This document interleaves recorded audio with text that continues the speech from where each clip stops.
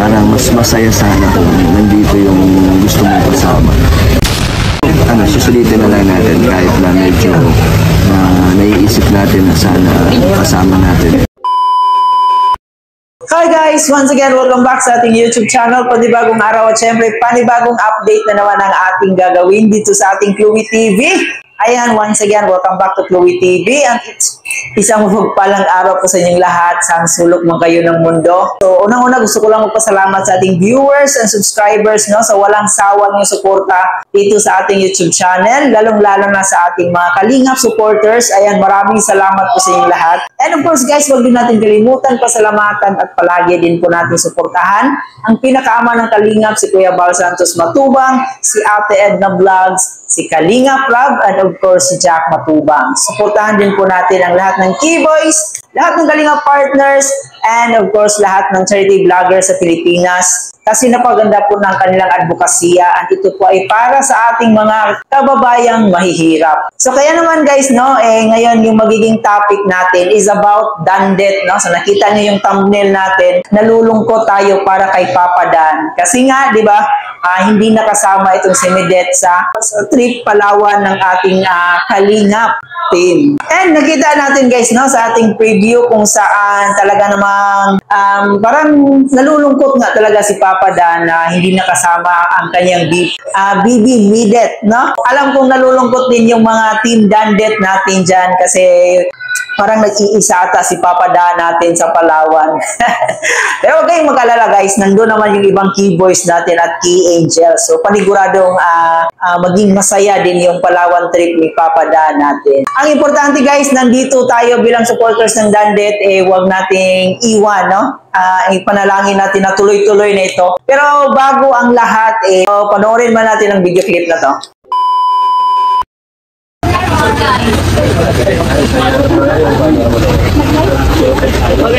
Bro, at parang malungkot ka, bro.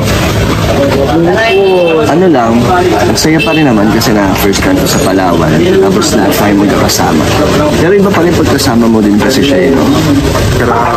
Parang mas masaya sana kung nandito yung gusto mong kasama. Kaso, marami pa naman siguro next time para ma-experience ulit na kasama mo yun, no? Kaso sayang lang, kasi Palawan to eh. Parang alam mo yung parang hirap balikan. Mahirap balik kasi pagod ng biyahe. Pagod ng biyahe. Parang tayo, mahigit isang araw tayo nagbiyahe. Parang isang araw magtutusin ang biyahe natin. Kaya, ito, susulitin na lang natin kahit na medyo naiisip natin na sana kasama natin. Kaso di mo sa kasama. Alam mo pre, napipilitin tayo. Kasi yung tipong kahit nasa ang lugar kayo, basta kasama mo siya. Special na. Ganun din na, gusto ko rin ganun yung ma-feel ko dito sa Palawan. Ang mga pre, balang araw ganito na rin yung set up mo. Kasama mo yung mga, kami ni Buddy, kasama namin yung mga misis namin na yun. Mga mahal mo sa buhay. Sa buhay. Sino ba? Siyempre, sino pa ba ang special sa ating buhay, di ba? Sino pa ba yung mga pinapangan ng mga viewers na... Si mama mo, tapos si kapatid mo? Oo, yun. Ay, bukod sa kanila siya? Bukod sa kanila. Yung mga, din, mga nagsusuporta sa atin.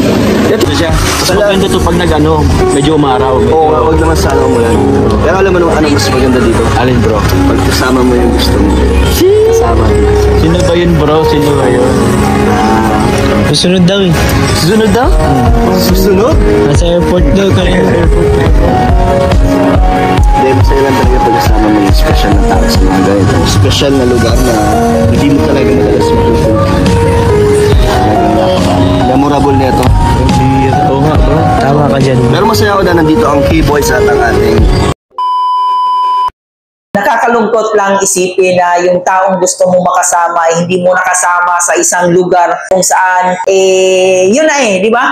Kumbaga, ito yung kung sinasabi nilang pinaghahandaan talaga nila itong Palawan trip. Pero yun nga lang, hindi nakasama si Midet. So, nalulungkot tayo, lalo-lalo na sa ating mga Dandet fans, Dandet supporters. And ewan, baka baka talagang may dapat gawin si Medet, no? So may importante siyang ginagawa bukod sa pagpunta sa Palawan. So irespeto natin yung desisyon ni Medet. And syempre guys, iba pa rin yung saya guys pagkasama mo yung pamilya mo, lalong-lalo na yung magulang mo. Kasi nakikita ko dito kay Kalingap Dan or ni Papa Dan, talagang napaka-family oriented nito, no? So mahal na mahal niya yung mga magulang niya, yung mga kapatid niya. So talagang para sa akin, pag pupunta ako sa isang lugar, gusto ko kasama ko talaga yung pamilya ko. Kasi ayokong ako lang yung mag-i-enjoy habang yung pamilya ko nandun sa bahay, di ba? So nafe-feel ko talaga yung feelings ni Kalingap Dan dito. And kahit pa man guys, no, na makikita natin nalulungkot talaga si Papa Dan, alam naman natin na mag-i-enjoy rin ito kasi nga nandun naman yung mga kasamahan niyang key boys, yung mga ibang key angels natin. So marami din siyang mapapanood doon ng mga chicks, di ba? Joke lang po yan, di ba? So ating Dandet dyan, isupport natin palagi yung love team ni Dandet, no? Kasi talagang sila yung tipong sila yung makikita natin na kapupulutan ng aral, di ba? So yung mga pag-iisip kasi nila, pareho silang matured, parehong mabait, parehong family-oriented, parehong futuristic. So always support lang po natin yung Team Dandet. Alam naman natin na balang araw talagang aangat din itong Dandet, no? Tulad ng Edsy, Jom Carl. So nakikita ko talaga na magsa-shine itong love team na to. Napakalaki ng potential nila. Nandun yung charisma, nandun yung kilig moments, yung kilig factor, talagang nandun din sa Dandet. So hindi natin maikaila na talagang sisikat din itong love team na to. So yun lang po guys yung update natin about kay Dandet, about kay Kalingap Dan or kay Papa Dan. So ipag-pray na lang natin na maging masaya yung Palawan trip ni Kalingap Dan, and ipag-pray natin na maging successful yung Palawan trip ng ating Kalingap team. And ayan, support natin palagi yung mga videos nila.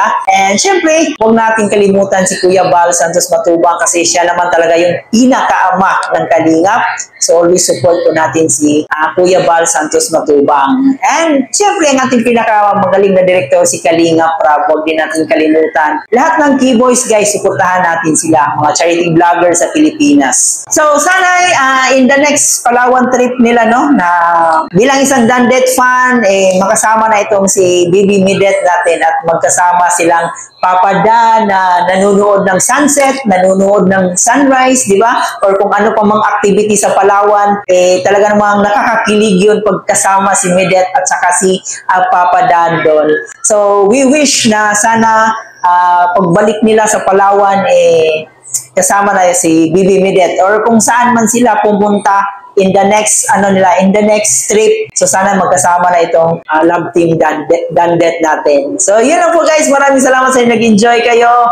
Ayan, stay tuned para sa ibang update sa ating mga Kalingap team na nandun pa rin hanggang ngayon sa Palawan. So muli po, ito nga po pala si Chloe TV. Maraming salamat sa panonood at hanggang dito na lang. Thank you for watching.